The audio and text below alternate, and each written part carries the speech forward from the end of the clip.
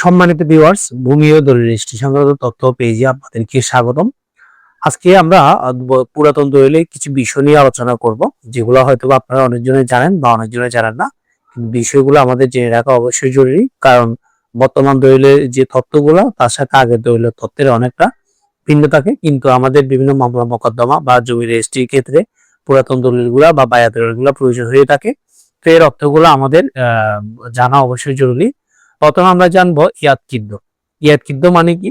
ইয়াদকিদ্দ হচ্ছে পুরাতন দলিলে ব্যবহৃত একটি শব্দ, যেটার অর্থ হচ্ছে স্মরণ করা, খেয়াল করা বা মনে করা।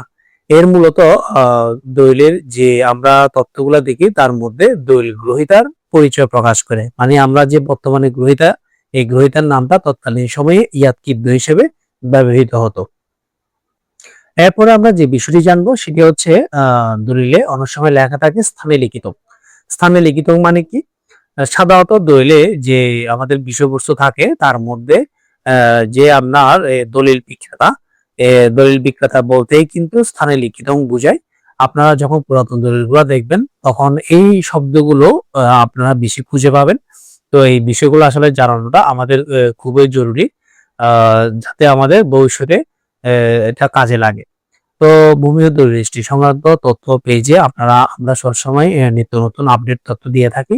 আপনারা আমার চ্যানেল বা পেজটি সাবস্ক্রাইব বা ফলো করে আমার পাশেই থাকবেন। ধন্যবাদ সবাইকে।